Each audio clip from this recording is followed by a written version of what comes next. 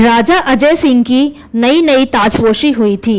राजमाता ने देश भर से राजकुमारियों के रिश्ते मंगवाए थे, पर राजा का मन किसी में नहीं लगा। ताजपोशी की रात महल के सबसे पुराने हिस्से से घुंघरुओं की धीमी आवाज आई। राजा चौंका, इस हिस्से में तो 100 सालों से ताला पड़ा है। आधी रात जिज्ञासा में खिंचता हुआ राजा उस ओर बढ़ा। धुंधली रोशनी में उसने देखा, गुलाबी चुनरी पहने एक राजकुमारी महल के झरोकों से बाहर ताक रही थी। उसके चेहरे पर ऐसा दर्द था जैसे सदियों से किसी का इंतजार कर रही हो।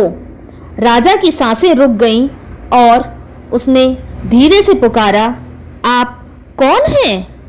राजकुमारी मुस्कुराई। उसकी मुस्कान में जादू भी था और जख्म भी। मैं वही हूँ जिसकी मोहब्बत इस महल की नींव में दफन है। राजा को यकीन नहीं हुआ, पर अगले ही पल राजकुमारी गायब हो गई। राजा को नींद नहीं आई और अगले दिन राजा ने राजमहल की पुरानी किताबें खंगोलनी शुरू की। पता चला 100 साल पहले इसी महल में एक प्रेम कहानी अधूरी रह गई थी। राजकुमारी यशोधरा और एक गुमनाम सेनापति की कहानी। उनकी मोहब्बत महल की इज्जत पर कलंक समझी गई थी और उन्हें हमेशा के लिए अलग कर दिया गया। रात होते होते वही घुंघरू बजने लगे। इस बार राजा ने हिम्मत और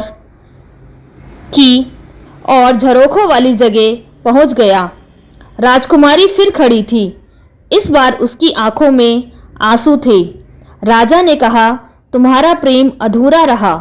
मैं तुम्हारी कहानी को पूरा करना चाहता हूँ। रात दर रात उनकी मुलाकातें बढ़ती गईं। राजा उसके प्यार में डूबता गया, पर महल में ये राज छुपा नहीं रहा। दरबारियों ने बुदबुदाना शुरू कर दिया कि राजा किसी प्रेतनी के मुंह में फंस रहा है। मंत्रियों ने राजा को समझाया, पर राजा का दिल यशोधरा के लिए धड़कने लगा था।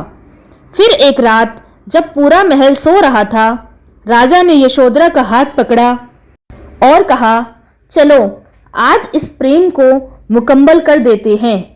यशोधरा मुस्कुराई, मगर उसकी आंखों में डर था। अगर मेरी आत्मा इस महल से बाहर गई तो मैं भस्म हो जाऊंगी। राजा ने कसकर उसका हाथ थाम लिया। तो मैं तुम्हारे साथ जलने को तैयार हूँ।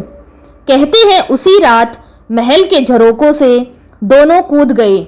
अगले दिन दोनों की राख महल के आंगन में पड़ी मिली, पर दोनों के चेहरों पर मुस्कान थी।